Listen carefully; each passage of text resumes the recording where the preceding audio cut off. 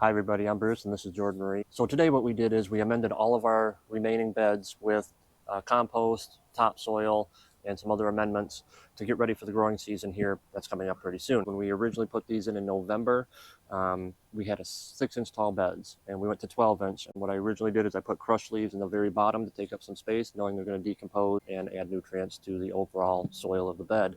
And they obviously did a little bit throughout the winter because the level of the soil condensed, and also, the leaves breaking down ended up with some extra space. So we topped it with some topsoil, some compost, mixed it in really good. We added some vermiculite, and then we topped the remaining beds with crushed leaves as a mulch. All right, so here at our little mixing station, we have topsoil as well as all of our amendments, including compost, also a blended mix containing small amounts of kelp meal, worm castings, and dairy dew from local sources. We don't use any fertilizers in our raised beds at any point, but we will continue to sprinkle amendments to the top of the raised bed soil if the plants require a nutrient boost while they are growing. By amending the raised beds at least a few months before planting, we are allowing the bacteria to break things down further into beneficial forms for the plants. Just be careful not to add too much in the way of organic material to your raised beds, as that can hinder the success of your plants. When in doubt, a soil test may help you. Fall is another great time to amend your raised beds if you'd prefer to do it at that time. We are also mixing in peat moss due to its ability to retain moisture as well as improve the soil texture with an otherwise compacted soil. Dry, compressed peat moss is hydrophobic, meaning it will actually repel water when it is dry. So I first opened the bag and sprayed a good amount of water into it and let it sit for a couple of days to absorb into the peat moss to counteract that effect. First we gotta go like this. Mix everything up really good. Here, I'll help you. Oh, it's hard.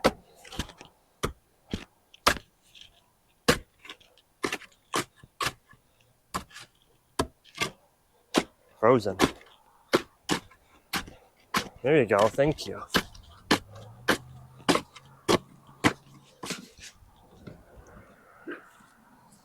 There you go, good job.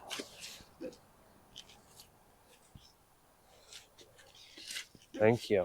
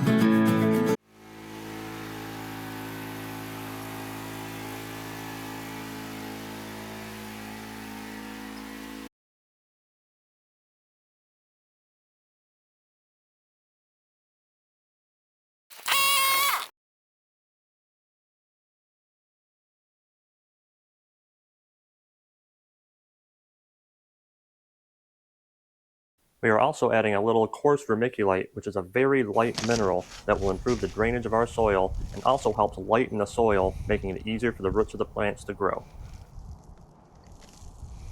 Vermiculite also creates air channels, allowing the soil to essentially breathe.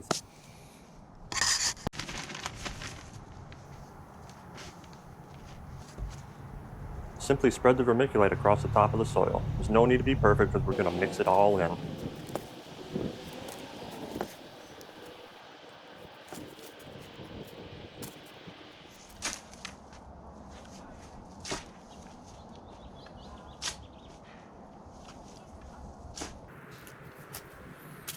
By digging down a few inches deep, I am incorporating all of our amendments with the soil that was previously in our raised bed.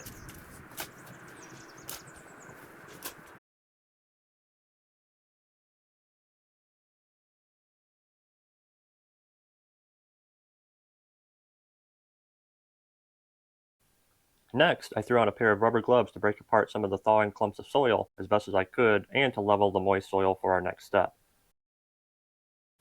This also allows me to see if I need to add any more of the vermiculite.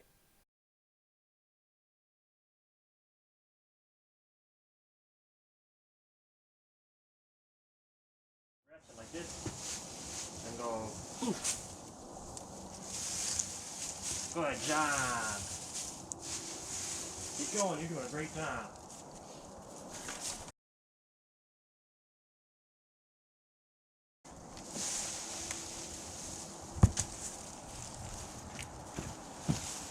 Thank you. Spread it around. Look at, you gotta spread it around.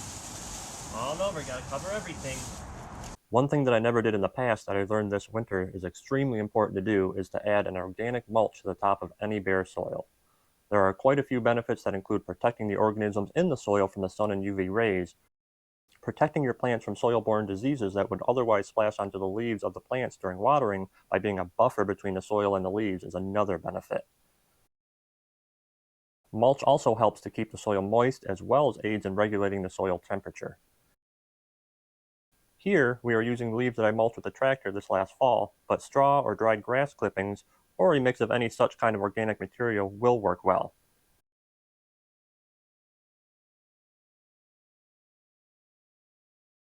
This last step we did was to quickly add some water to the mulch to keep it from blowing away as well as maintain the soil moisture below. It's never a good idea to let your soil completely dry out because the organisms benefit from that moisture. Of course, I don't bother trying to moisten the soil when the beds are frozen solid, but if you do get a thaw, it is a good idea just to make sure that your soil has adequate moisture. Alright everybody, if you liked this video, please give it a thumbs up and consider subscribing. Alright everybody, if you enjoyed this video, please give it a thumbs up and consider subscribing to our channel. We have a lot more to do this spring and we would like you to tag along. As always, keep gardening, keep learning, and have fun. Bye-bye.